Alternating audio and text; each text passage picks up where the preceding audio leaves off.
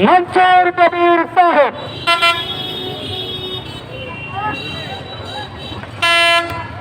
नहमदुहु व नसल्ली अला रसूलिहिल करीम, अम्मा बाद।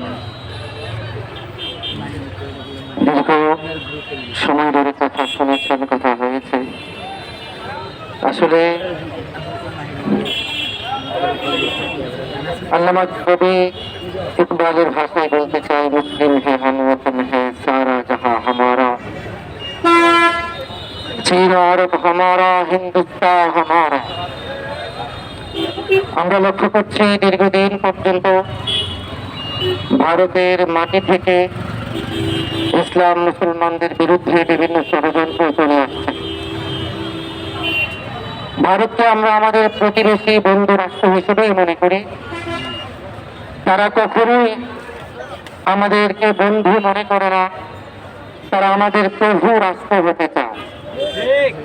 কিন্তু আমরা স্পষ্ট ভাষায় বলতে চাই, ভারত এবং ভারতের স্থাপত্যগুলো সব আমাদের। ইনশাআল্লাহ একদিন ভারত আমাদের হবেই হবে। শুনেছি ওপারের দাদা বাবুরা এপারে আসার বিভিন্ন প্রস্তুত করছে। আমরা আপনাদেরকে সাধুবাদ জানাই।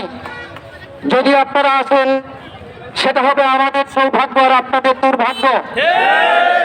আর যদি না আসেন, ইনশাআল্লাহ গজওয়াতুল হিন্দ আসছে, আপনারা ওখানেই থাকেন, আমরা আসবো।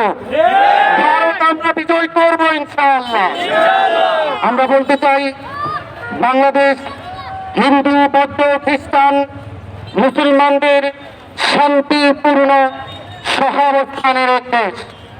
দীর্ঘদিন পর্যন্ত এখানে আমরা একসাথে শান্তিপূর্ণ পরিবেশে থাকছি, বড় হয়ে আসছি। আলহামদুলিল্লাহ, ভারত হিন্দু সংখ্যাগুরু, সেখানে মুসলিমরা সংখ্যালঘু। আমরা দেখেছি সংখ্যাগুরু হিন্দুত্ববাদ কিভাবে ভারতের মধ্যে সংখ্যালঘু মুসলিমদের উপর হত্যাযজ্ঞ, ধ্বংসযজ্ঞ চালিয়েছে। সেই হিসেবে আমাদের বাংলাদেশে হিন্দুরা মায়ের পেটে আছে, অবশ্যই মায়ের পেটে আছে। আমরা আপনাদেরকে সেভাবেই রাখতে চাই।